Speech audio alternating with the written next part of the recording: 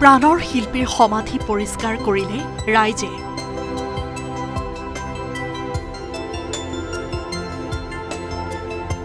স্ব-ইচ্ছাই ওলাই আহিছে ডিমৰীয়াবাসী ৰাইজ। হাতে হাতে ঝাৰু লৈ ডিমৰীয়াবাসীৰ চাফাই। 12খন পঞ্চায়তৰ লোকে বিনা পাৰিশ্ৰমিকত কৰিলে জুবিন ক্ষেত্ৰ পৰিষ্কাৰ। জুবিন গাৰ্গবিহীন 23টা দিন। প্ৰাণৰ শিল্পীজনক বিচাৰি জনতাৰ সোঁত বৈছে সোণাপুৰৰ জুবিন ক্ষেত্ৰলৈ। কোনোৱে ধূপ ধূনা জ্বলাই প্ৰাণৰ শিল্পীক জনাইছে শ্ৰদ্ধাঞ্জলি। আন কোনোবাই জুবিন ক্ষেত্ৰৰ চৌহদত নাহৰ অথবা তগৰৰ পুলি ৰুই স্মৰণ কৰিছে অসমবাসীৰ হিয়াৰ আমঠু।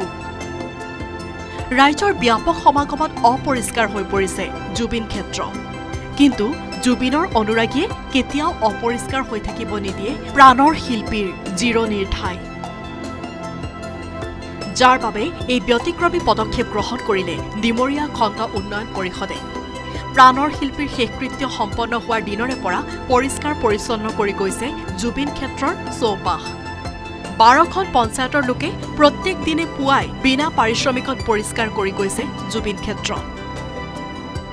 এটা সপ্তাহত 2খনকৈ পঞ্চায়তৰ সদস্য আৰু ৰাইজে এনেদৰে কৰি গৈছে জুবিন ক্ষেত্ৰৰ চাফ চিকুণ।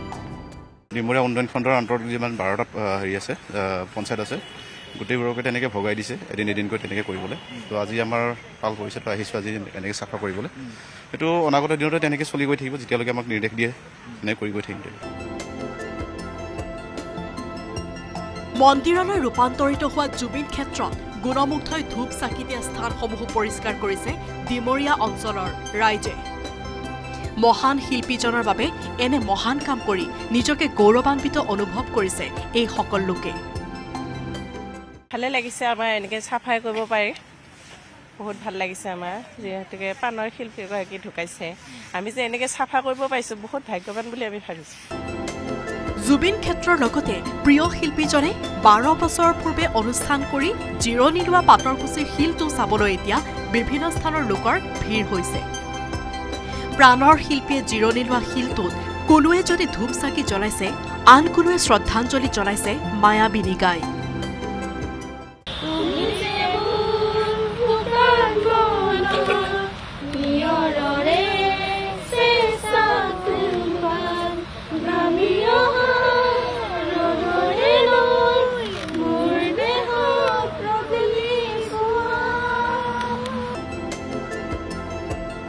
এইসমূহৰ মাজতে 23টা দিনে ন্যায় নোপোৱাক লৈ ক্ষোভ একাংশৰ।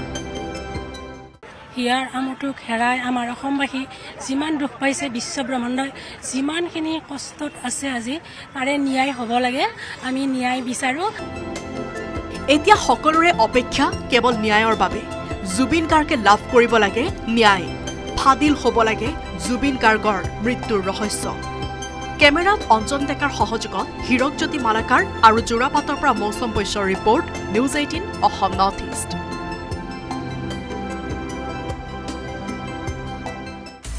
আপুনি বিচৰা বাতৰি পাব কেৱল নিউজ 18 এপত। নিউজ 18 এপ ডাউনলোড কৰিবলৈ স্কেন কৰক এই QR কোড। গুগল প্লে ষ্টৰতো পাব এই নিউজ 18 এপ।